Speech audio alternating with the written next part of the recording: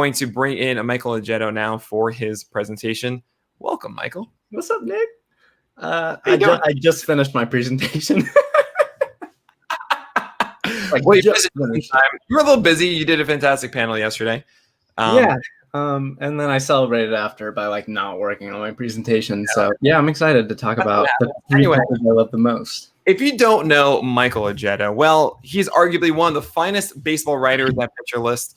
Ajeto is a baseball analytics writer at both Pitcher List as well as Lookout Landing. His recent Fantasy 101 piece on how to evaluate pitchers using multiple statistics is a must read. You can find him on Twitter at, I don't know how to say it, DYSTHY Mikey, Mikey. Why did you change it? It's supposed to be like dysthymic Mikey.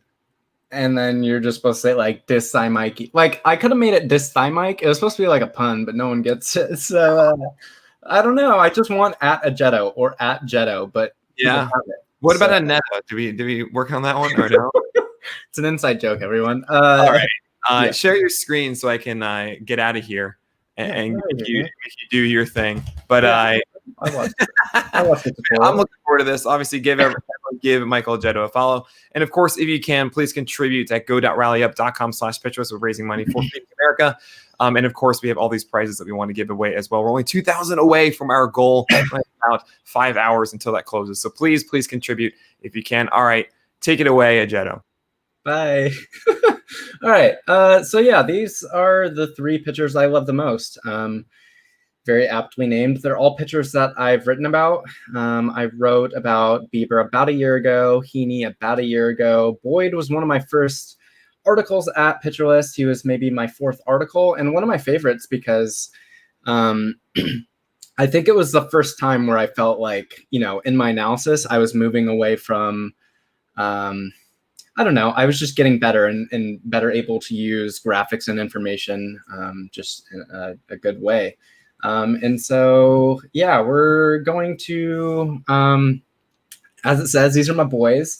We're going to start with Shane Bieber. We'll get to Andrew Heaney and then Matthew Boyd. This is not in order because they're all my boys, and I can't pick one up over the other.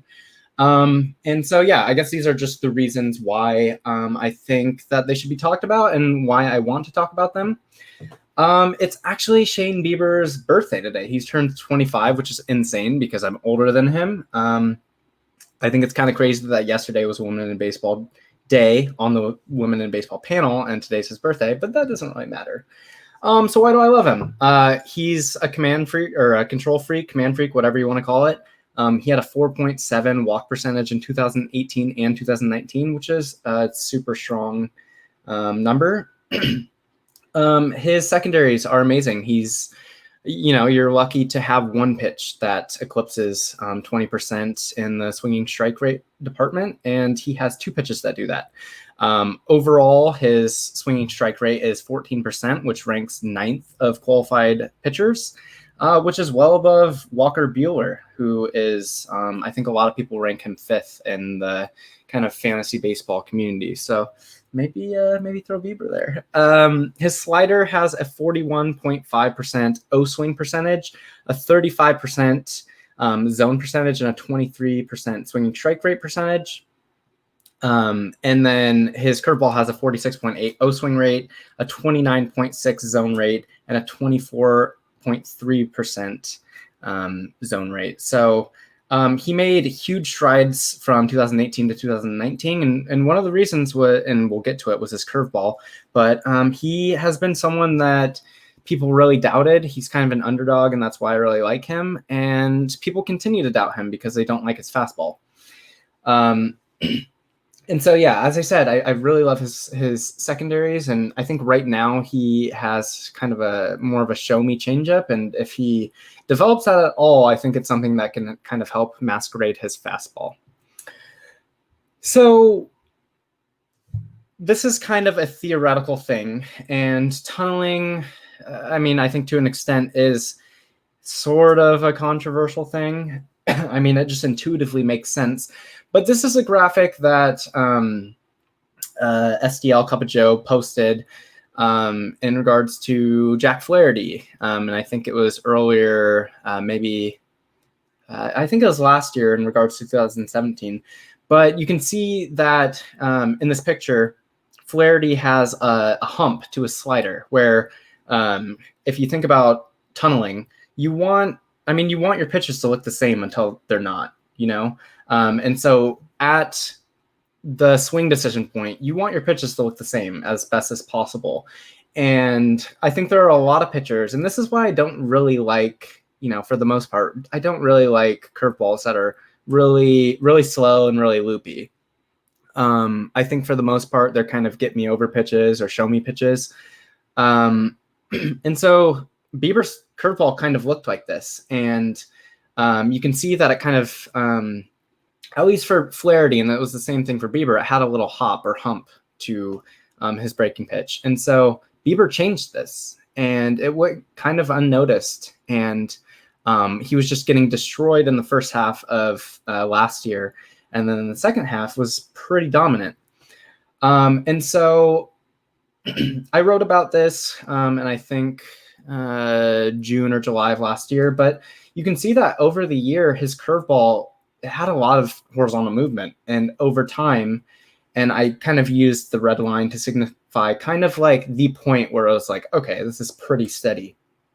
And his slider and his curveball, they became, in terms of horizontal movement, they became more similar, which I think is really good because the way that I think of it, with Patrick Korbin, he has a slider and a curveball, and he kind of uses and really he doesn't even really have a curveball. It's just a slower slider, but he uses his slow slider as essentially what we think of as a changeup. He used it as a slow version of his slider, and I think that's kind of what Bieber's doing here. And I'm going to talk about that a lot more as we get to Matthew Boyd.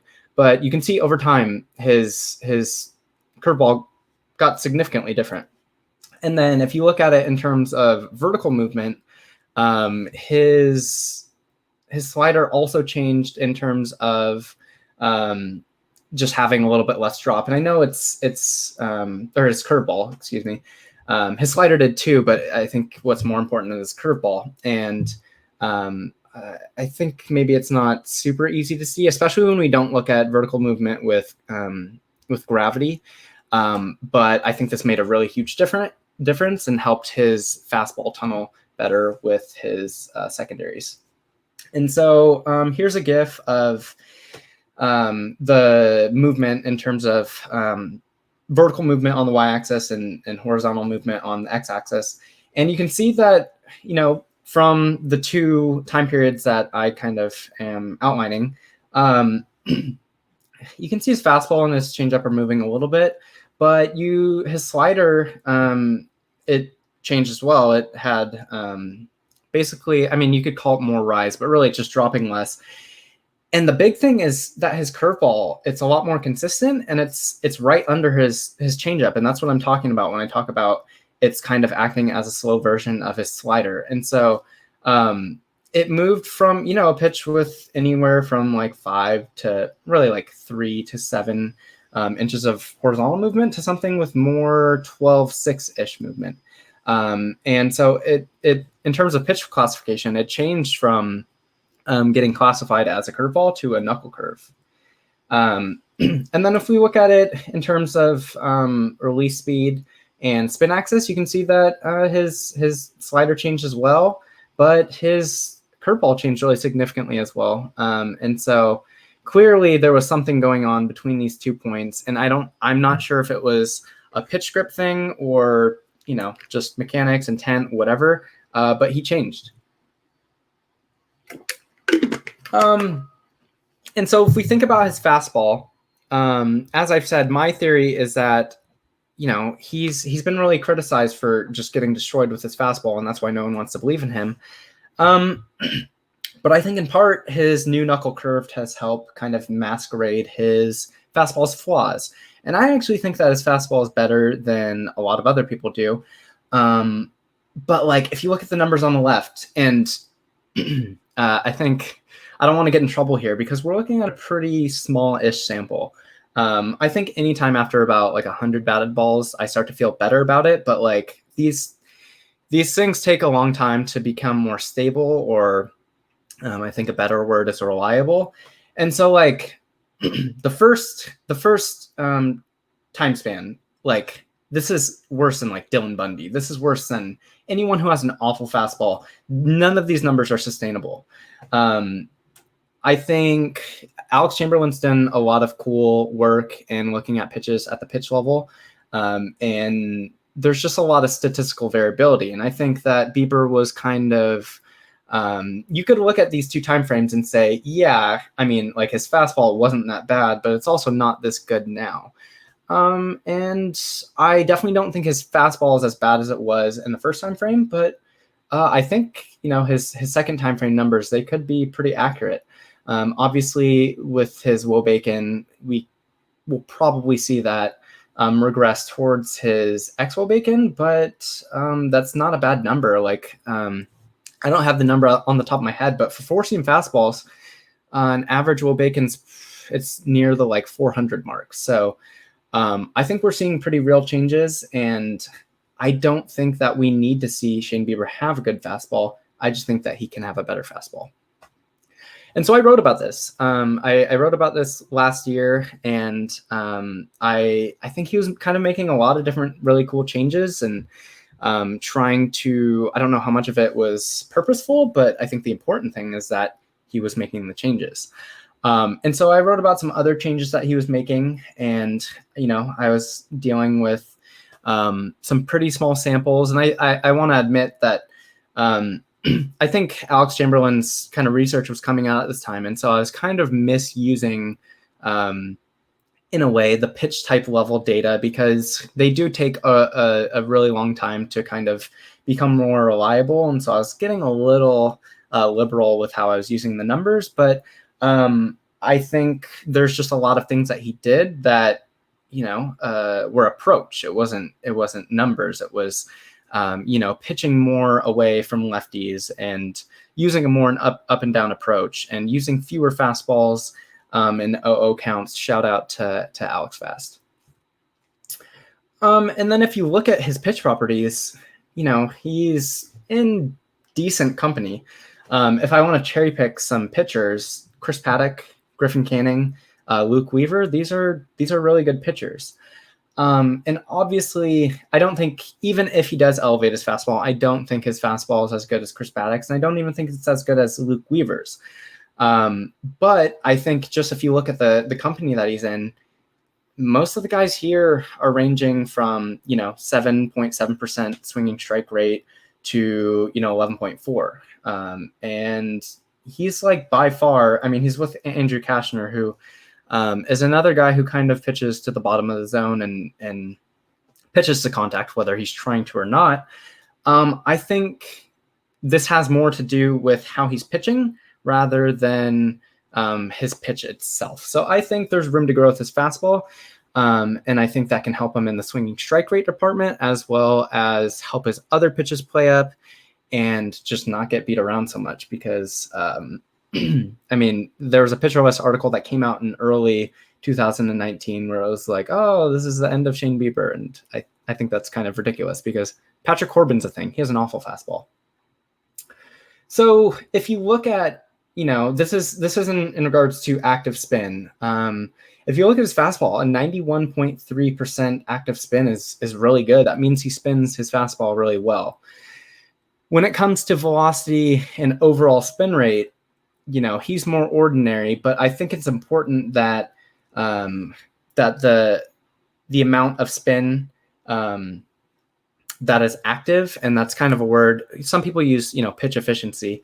In terms of active spin, that means that it's backspin. So it's a pitch that's more likely to rise rather than like Justice Sheffield or Patrick Korbin or someone else who has a bad fastball that is more likely to sink. So his fastball should be thrown at the top of the zone, and he really doesn't do that. And so if you look at, I highlighted in green, kind of where his fastball plays best, and that is really to his arm side and elevated. That's true of most pitchers, but really just up. And if you look at where he's actually pitching his fastball, it's not in those areas. It's, he's mostly a pitcher that's pitched more in and out and kind of nibbles around the zone. And he I think Nick's talked a lot about how sometimes his command can go in and out. But he's really throwing to the bottom of the zone and then throwing like to inside and outside of hitters. And I don't think that's what he should be doing. I think he can do it because he has such pristine command. But like, as you can see highlighted in the yellow box, he's the zone that he's throwing the most to, his swinging strike rate or his percentage whiffs is 1%. That's awful. If he throws more to the top of the zone, we're seeing more like 8 to almost 20% for like swinging strike rate. So really, I don't necessarily need to see him elevate as much. And, I would like to see that, but I really want to see him stop throwing to the bottom of the zone as much, because that's where like low middle, that's where pitches in general get pummeled, and his fastball just doesn't get whiffs down there. He's someone who, I'm a believer in kind of his called strike numbers because he has such good command and because he has such good secondaries. But I want to see him optimize his fastball allocation, not only because of where he gets his whiffs, but also, that's where he can get more pop-ups and avoid, more significant contact. I almost went on to Andrew Heaney, but I don't want to do that just yet. Jeff Zimmerman had a really cool article that came out, I think, last month, where he talked about where location's really important. And we talk about fastball properties all the time because, I think Yusei Kikuchi is a good example where, he is changing. Like he is getting some velo back, and he was more of a power pitcher, before he came to the US, but pitch properties don't matter as much as location. And Shane Bieber is someone who, if he's able to spot his pitches consistently, which he can do because he's Shane Bieber and he has like 70, 80 grade command, he's going to be able to do this. And I think when it comes to his secondary pitches, I still think he has room to grow. I think that his path forward is probably reworking his changeup, because right now, rather than going with, I think pitchers either try to go with, either having a lot of velocity differential between your fastball and changeup, or going with more of horizontal or vertical movement, like differential in their between their fastball and changeup. He's going with more of the movement differential, and I think he would be better off if his changeup was just slower. And so I think he probably needs to rework his changeup grip, because it's not really doing anything for him. Like I said, it's a show me pitch, and it doesn't get whiffs. I think its swinging strike rate percentage is maybe 8%. So it's really not a good pitch. And there's not really any reason that he should be using it right now. I think it's important to use as many pitches as you can. But he just has better pitches. So I think that's something that he could do. And I think right now he should be doing everything that he can to help his fastball play up. I don't necessarily expect it, but I think that's what he should be doing. So I actually kind of think his fastball's underrated, and I think I might get some backlash for that. But yeah. So Andrew Heaney. I love Andrew Heaney for different reasons, but also kind of similar reasons. He has a super weird fastball. He has 3, I would call them plus, or at least they can be plus, they flash plus. And with him, health is my lone concern. And you can see that there's an asterisk, and hopefully I will remember to get to that. But here you can see by Nick Koloff, he's got a super weird sinker. It's just unlike any other sinker and I almost said in fastball in the league. It's called a sinker, but it gets a lot of rise. And so, it's almost, like pitch classification in general, kind of a weird thing, because we just call pitches thing and we try to fit them into categories, and they don't always fit them.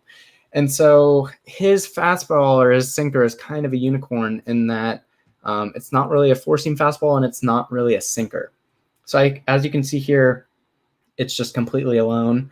And then if we look at Alex Chamberlain's 2017 PitchFX leaderboard, or visual leaderboard, I put a big fat yellow arrow, and it's just kind of alone. Once again, like it gets more arm side movement than four seam fastballs, but it gets more rise than sinkers. And so it's just a really weird pitch. And I think that plays to, that's to his advantage because it gives hitters a new look because he throws out of a really weird low arm slot, which is probably why his sinker is so weird.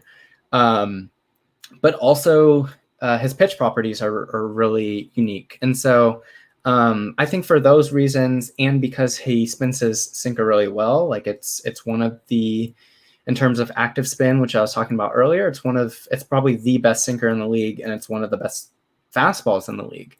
And so I think it's a pitch that's made for the top of the zone.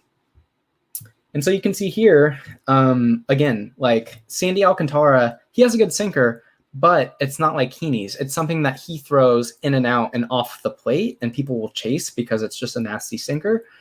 Whereas Heaney's is something that he can throw at the top of the zone. And so, like, if you ignore Alcantara, there's no one that comes even close to Heaney. And really the only person is Syndergaard after Alcantara, and that's because he throws, like nearly 100. And so, when I found out that Heaney threw a super weird sinker, he was just someone that I was like, I need to get on this bandwagon, and I really love watching him pitch. So why was his 2019 so impressive? How did he add 3.5% to his sinker swinging strike percentage? I'm going to show you some video, and I think, I don't think in watching this, you would be able to tell that his sinker is a sinker because it gets pretty good ride, it gets pretty good rise. It's something that he can throw at the top of the zone. Good God. Here we go. And it's just something that he makes hitters look silly with all the time. In all three of these, videos,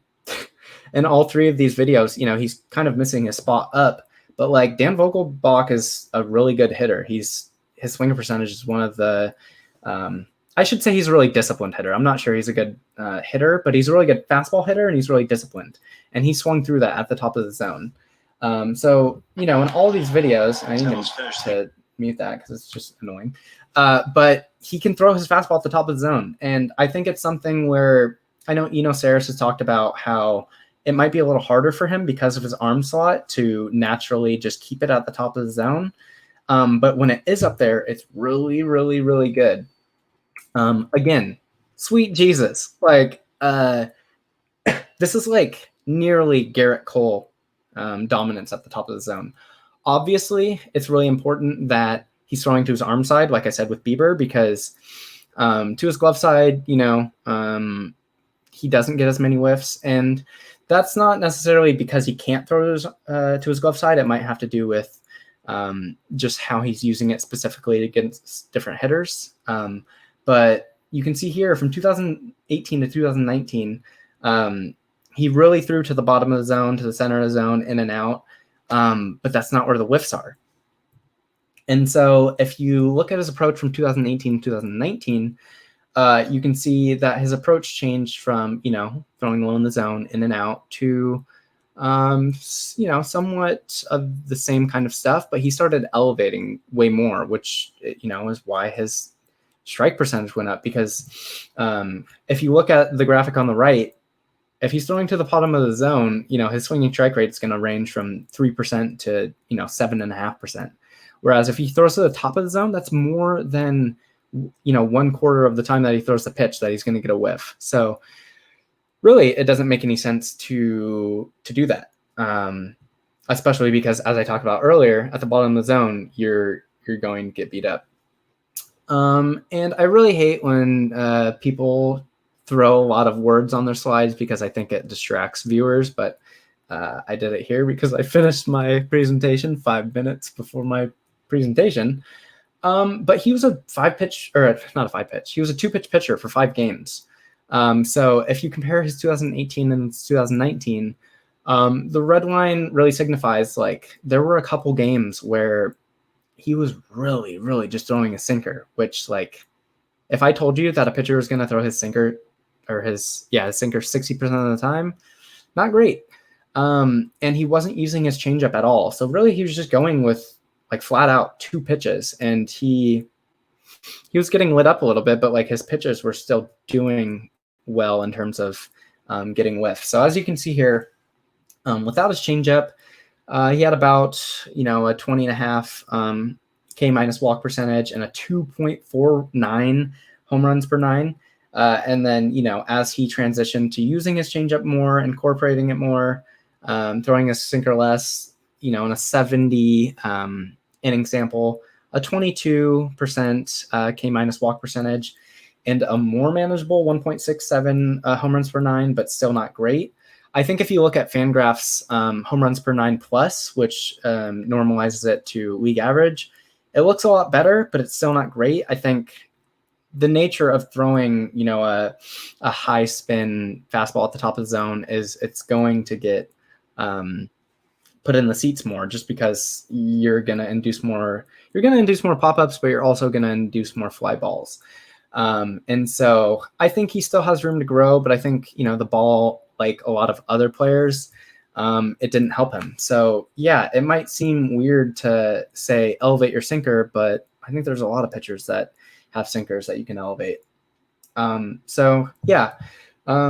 His command is, it's well above average. It's one of the best in baseball. It's actually better than Shane Bieber's, which I don't really think he has better command than Shane Bieber, but Command Plus says he does.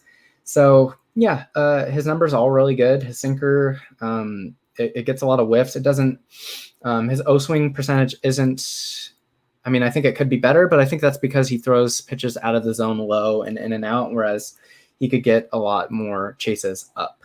And then if you look at his curveball and his changeup, they don't meet, we call it a money pitch at Pitcher List, which is a 40% O swing percentage, a 40% zone percent, 40% zone percentage, and a 15% swinging strike rate percentage. He doesn't meet that criteria, but it doesn't really matter. If he's, with his curveball, if he's getting whiffs out of the zone, which he is, it doesn't really matter if he's throwing his curveball in the zone. And then with his changeup, it was better in 2018, and I think there's a reason why he was going without it for 5 games, is because he didn't have any feel for it. And even after he started throwing it more, I don't really think that he had great feel for it. And I wish that I would have put more pitch plots on here, because I think it's pretty stark if you look at just like where he was placing his changeup, especially.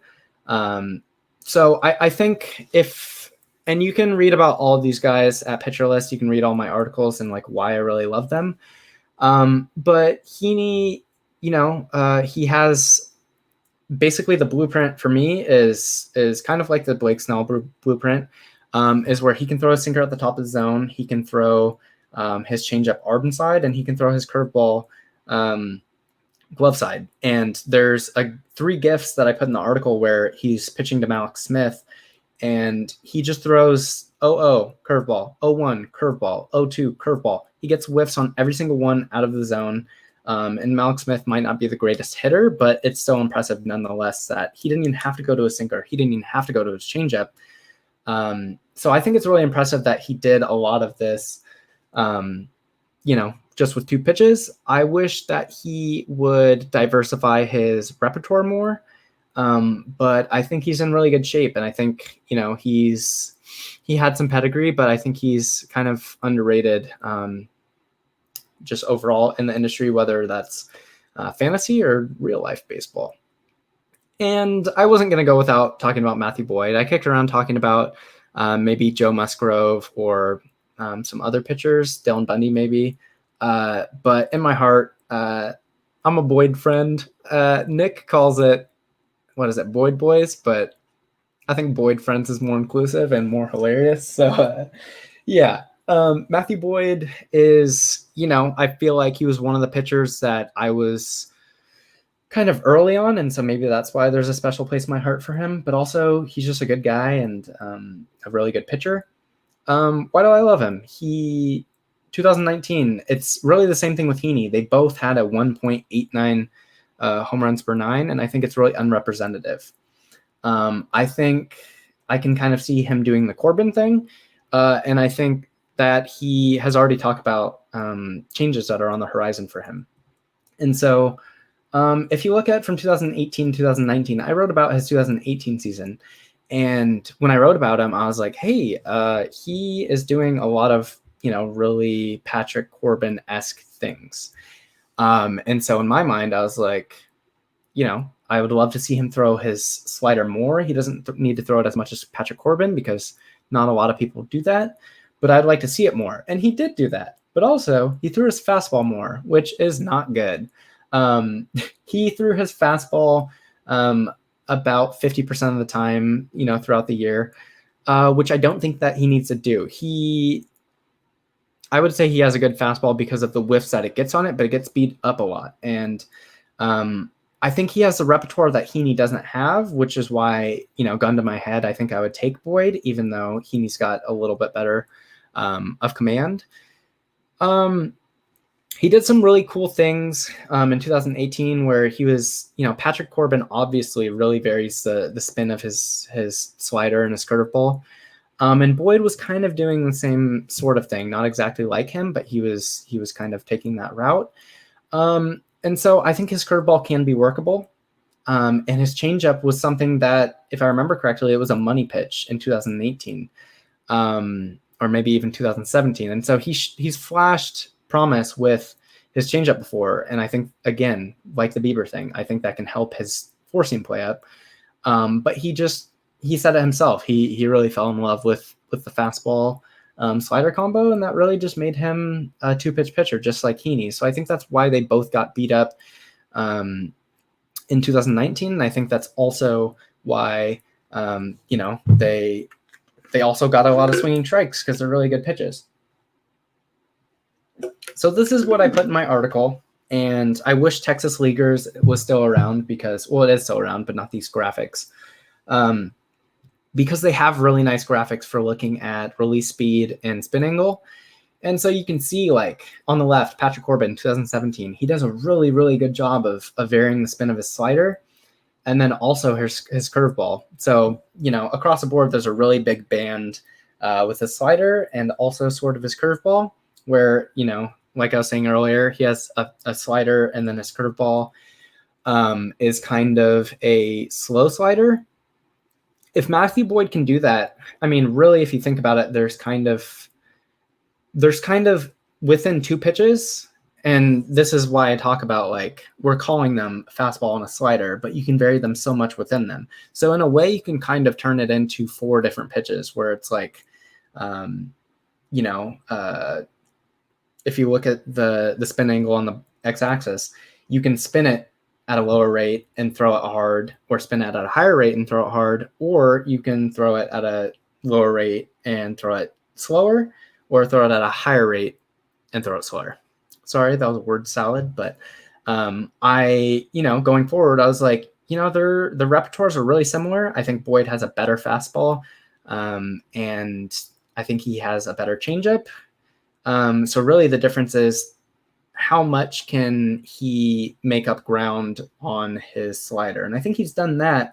But now I think what Matthew Boyd needs to do is work on that curveball and just diversify his repertoire more. So again, you can see that in 2019, they had really similar repertoires. And what I think I would like to see more from Matthew Boyd is he threw his new curveball in spring, and it was looking really promising, but I'm hoping that it looks a little more like Korbin's, although not that slow, but you can see the similarities here. There is no reason in my mind that Matthew Boyd can't be at least as good as Patrick Korbin.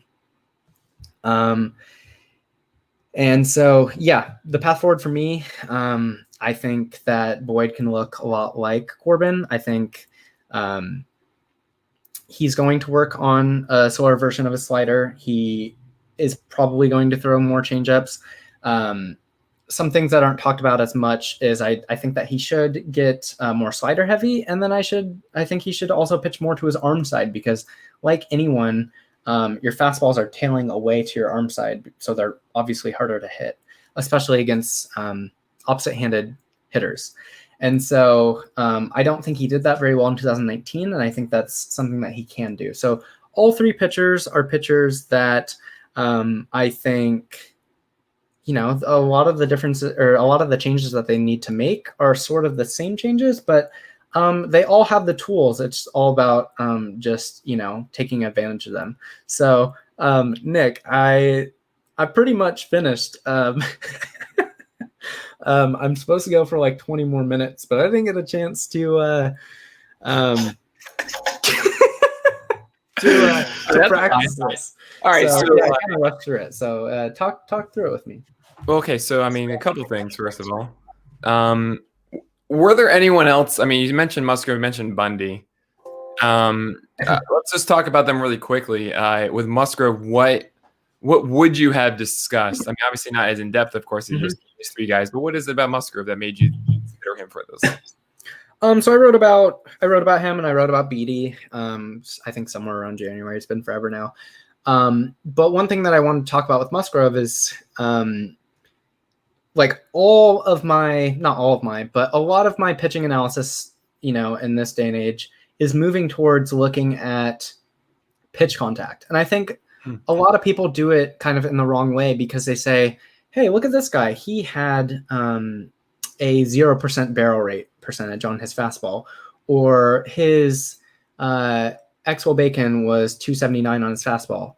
And I'm like, those obviously aren't sustainable. So we should bake in regression to basically league average. And I think it's important to look at the pitcher's career average and just league average for those pitches. And obviously there are differences within pitches, and pitch classification is basically just a nightmare.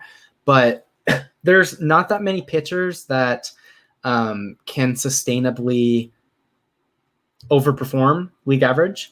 And so like it's pretty much just like Hendricks and Greinke. And so we shouldn't expect that. So with pitchers like Tyler Glasnow, like his ex-WOBA overall was like 230 or something stupid. That's obviously not going to persist. And I don't know if anyone expects it to, but it's just not. And so with Musgrove, I would have talked about, I wrote about how he has 3 money pitches. He has 3 money pitches, right? Yeah, he has 3. Yeah, 3 money pitches. He's got 3. It might not all be money, but at least 3 above 15% swing strike rate. I think at least 2 are money. Yeah, that's what it was. Yeah. I don't remember, but he has 3 good secondaries. And slider, curveball, changeup, yeah. And his fastball, like, it's weird because I think him and Spencer Turnbull are both examples of pitchers that have really crappy active spin, but their fastballs can be okay because of it, because they just give hitters such a weird look. Like they kind of have unicorn fastballs too. And so I think his fastball can be workable. I just think that, like a lot of pitchers, he just needs to throw it less, especially when he has 3 good secondaries. So I think that's the gist with Musgrove. And I know that I didn't get a chance to watch Ryan's presentation because I was finishing mine, but I think he talked about Beatty, and I really like Beatty for the same reasons, because I think he's kind of, if people don't like Musgrove, they're not going to like this pitch comp, but Beatty is kind of another version of Musgrove, where he has a workable fastball and then he has a bunch of solid secondaries. So I think he's kind of a poor man's version of Musgrove, but more of a 1B or 2 to Musgrove rather than, way worse. Sure.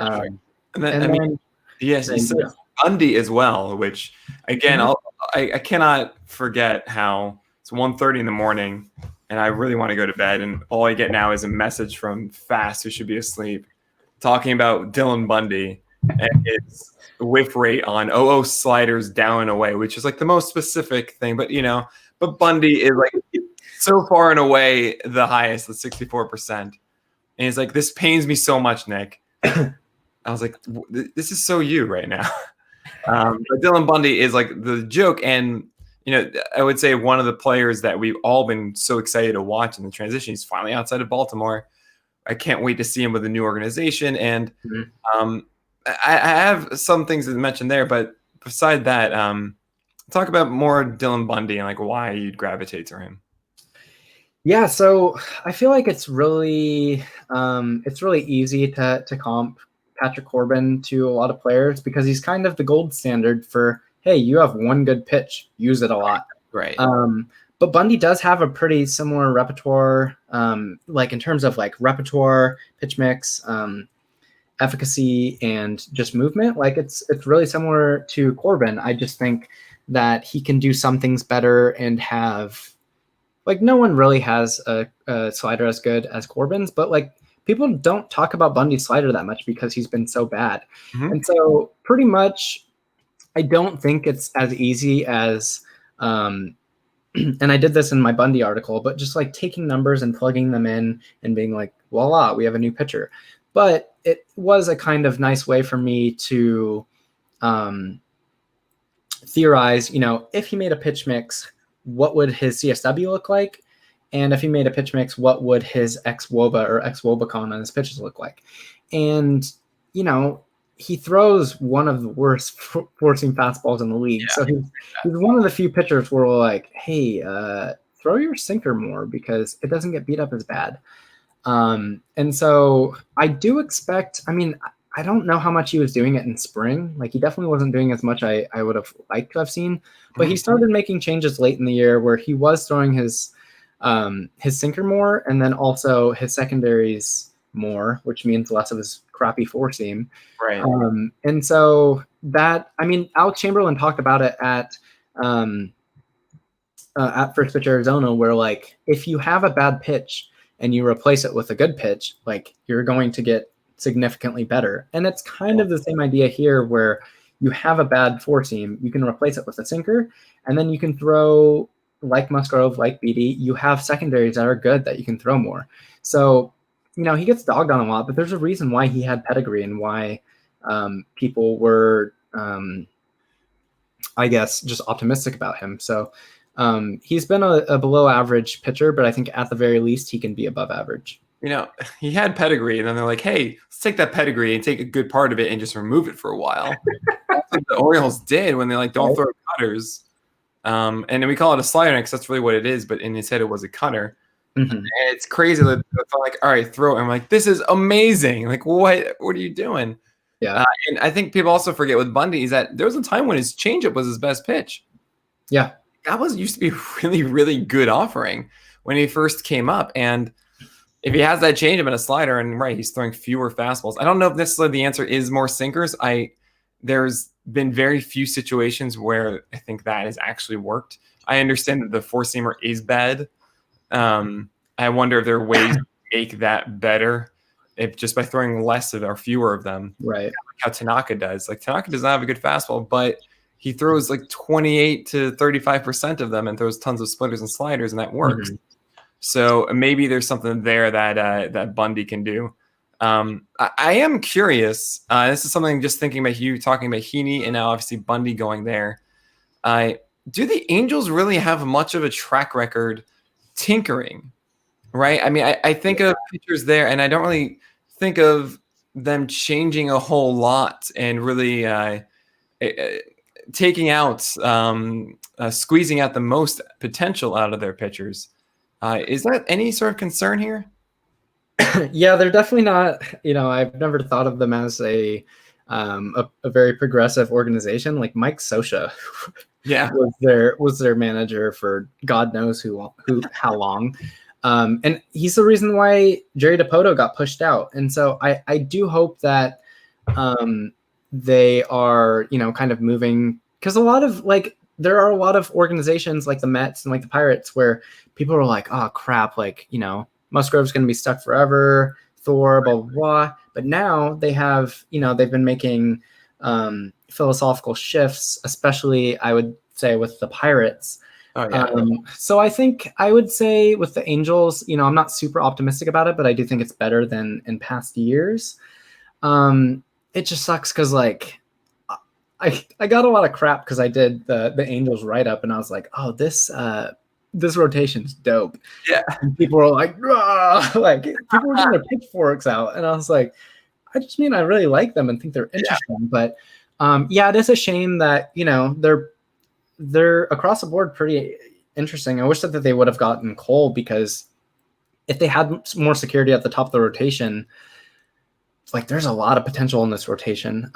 So I don't know. Yeah, like I didn't see as much change as I would have liked out of Bundy in spring training, but also at spring training. And I think that's a time where like Kyle Freeland he got sent down to AAA last year, and people were like, oh man, his AAA ERA is like 6.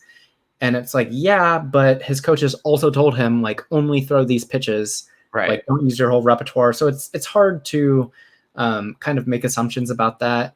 And then Heaney's also kind of injury prone, but I'm not super optimistic about it. Even as a Mariners fan, like I just want to see good pitching, so I'm like, I hope that they are. But I'm just kind of like, I guess, cautiously pessimistic. Well, if you like me, all you want is pitchers to be dope. Yeah. And one thing that I've been meaning to mention to you, I'm surprised that I haven't really seen a James Paxton breakdown from you yet. Because I mean, you guys might not know, I found Ajeto 2017 December or so, and you had a small blog with your friend, but you sent me a James Paxton article, and that was like, okay, this guy, you know what you're talking about. I liked your process, I liked your character and your voice inside of it. And you came on, you did, I think, 2 Mariners articles, right? You did Marco Gonzalez. Yeah, not in a row. It was Marco Gonzalez, I think Derek Rodriguez, Kyle Seager, Oliver Perez. Perez was somewhere in there too. So but there were some Mariners pretty close in there, and that's why I reached out to Kate. Is I was like, hey, I'm writing about a lot of Mariners. Can I just come write for you? But yeah, I think you're right. I don't know why I haven't written about him yet. Okay, when he first comes back, and with the Yankees, he's healthy and everything like that. He does a certain thing. You just tell us what that thing is. But I know that Martin Perez article was in February of last year. Because I remember being in the Denver airport reading it on my phone and just be like, why am I caring so much about Oliver Perez right now? I still like really remember pitching it, because we have a Discord and often we'll throw article ideas out. Now we have a better refined system, but I remember talking to putting the idea out and just like, hey, I think I'm going to write an article about Oliver Perez. And Nick was like, so on one hand, I'm like, dope, an Ajeto Oliver Perez article. On the other hand, like maybe we can write about someone more interesting. And great article. You guys can find it on the site. It's still there now. But it made me interested in Oliver Perez, and I didn't think I would be. And that's a great testament to your writing, of course, and how lucky we are to have you here at Pitcher List. Rinaldi224 has a question for you. He says, any ways that we can start to quantify sequencing more or better? Very tough question. Ooh, yeah. It's really hard, but I know that like Baseball Prospectus, they do have data looking at I think pitch outcomes and just like pitch tunneling on back-to-back pitches. So I don't know. It's kind of I know that's one of the more, like, even more so than pitch tunneling, that's one of the more controversial things kind of in the stats community. So I don't know if I have a really good answer for it, but I do think that it's kind of intuitive that it is important. I mean, Alex Chamberlain put out he said it's, to that point, it was his favorite kind of finding thus far, but he found that like if you look at pitch combos and like pitch types in the pitch combos, he posted like a top 10 list of, I think, swinging strike rate in the combos, and like 7 of the top 10 were pitches just thrown back to back. So that's a testament to pitch sequencing matters.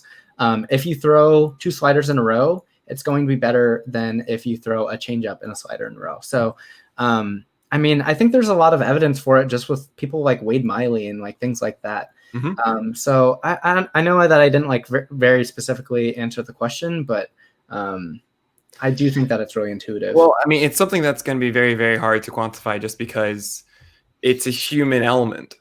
It's sequencing is, sure, we're probably established like that brute force, and like in most cases, this is what has had the most success, right? Right. But then there's so many variables that go into why that would be the answer. For example, oftentimes I'd imagine it would be 2 breaking balls because those are just generally better pitches. So we'll have more success. Right. You can also say that what are batters going to be thinking a lot? I mean, there's a chess match of just in general, okay, I don't think he's going to double up on a breaking pitch right now.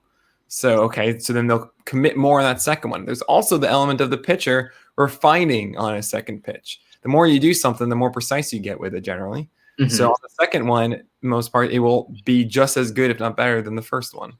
Right. So there are a lot of things like that, not to mention, of course, I mean, okay, you just threw me high and tight, then threw a change down away. What comes next? You know, there's all that stuff going on in every single pitch that I tried to articulate a little bit in my presentation on Thursday with like the Gallon versus Goldschmidt, because I have to talk about Gallon in every single PitchCon. Gallon Gals. Anyway, yeah, Gallon Gals. There we go. Love it. I don't know why it took us so long. King Hippo, thank you so much for that.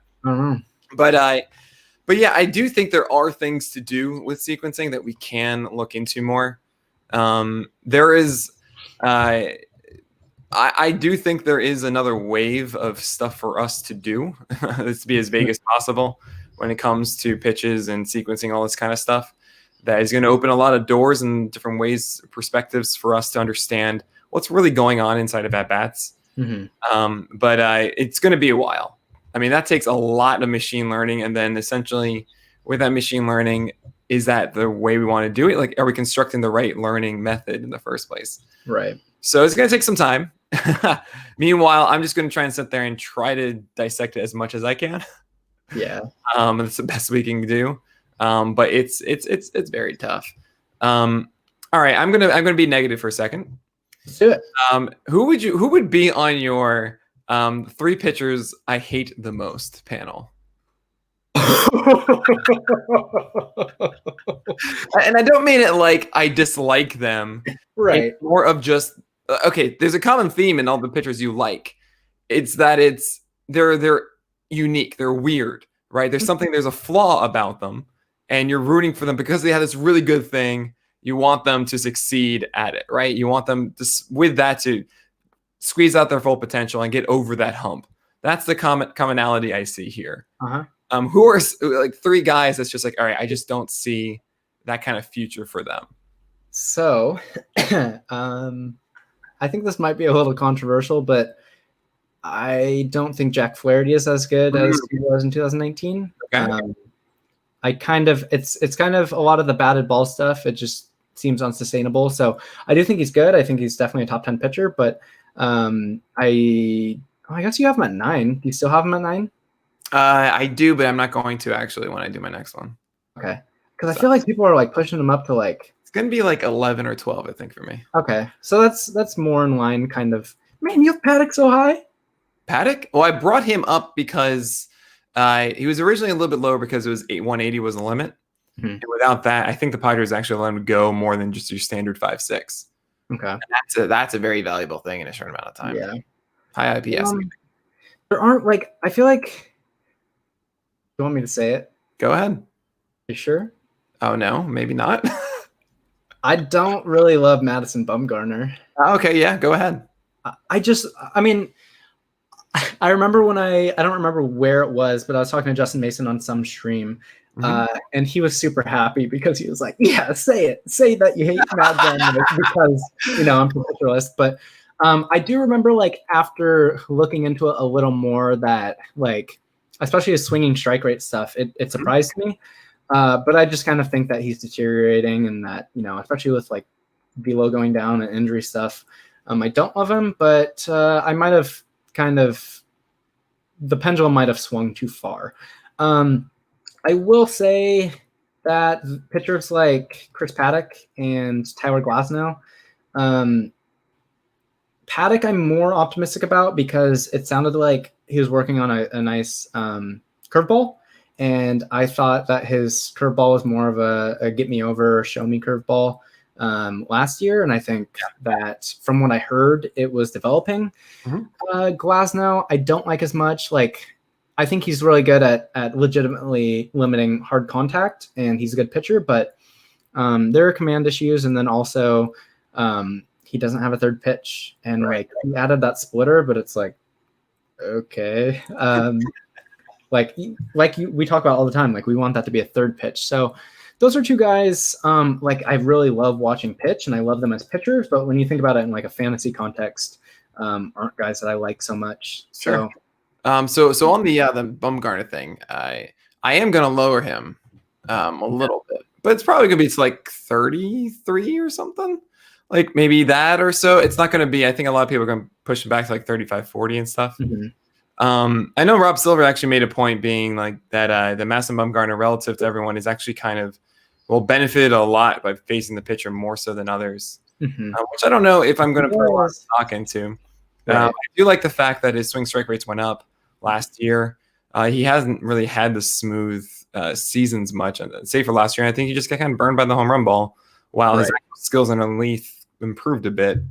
I could easily be wrong there about Bumgarner. I mean, I find him as more of a like I had him ranked, I think initially around like 27 or something, and I never drafted him as that.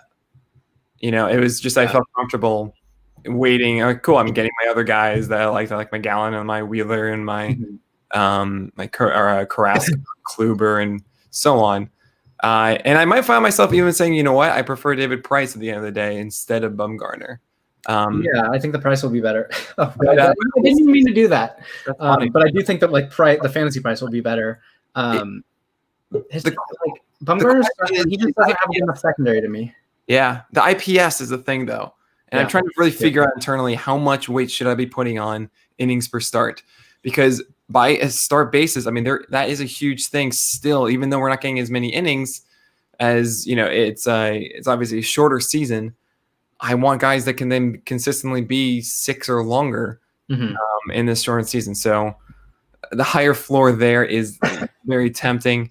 I see so many reasons why to stay away from Bumgarner, and it feels weird to be like the guy that's like in on it.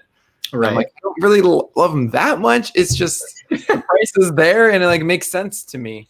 I think it makes sense when, I think a lot of time that the industry, it's truly just like a pendulum. And sometimes you just want to catch guys on the other side of it when people are, swinging the other way. And a couple guys I want to touch on more. I know Chris from Baseball Pods just said that he's out on Kluber this year, 0 shares. I'm so in. Like, yeah, let's go. For a second, I was kind of out on him. Global Life Stadium is great for pitchers, apparently. Yeah, like that. And also, I think he's just going way later than he should be. Yeah. I've been, a lot of the time, I've either been getting a pitcher high and then waiting all the way until like 110 to get him, or just waiting for him and then trying to stock up on just going on a huge pitcher run. But I think it's for me, it's been a great way to take advantage of stocking up on hitters and then really just crossing my fingers that he stays healthy and that he's effective. But I just kind of wanted to note that. And then also, Chamberlain's harped a ton on this, but like, I don't know why Mike Soroka is going ahead of Kyle Hendricks. Like, they're basically that's we don't have much time to go into this, but essentially that's rooted in like where Soroka is now is essentially Kyle Hendricks, but then there's definitely a higher ceiling for Soroka to hit. Yeah, I guess so. And I just don't. But anyway, we have to get going here. Ajeto, this was a fantastic presentation. Happy I also got to chat with you at the end. Selfishly, it was good to see you. You did great yesterday, great today. Thanks again for being a part of PitchCon with us.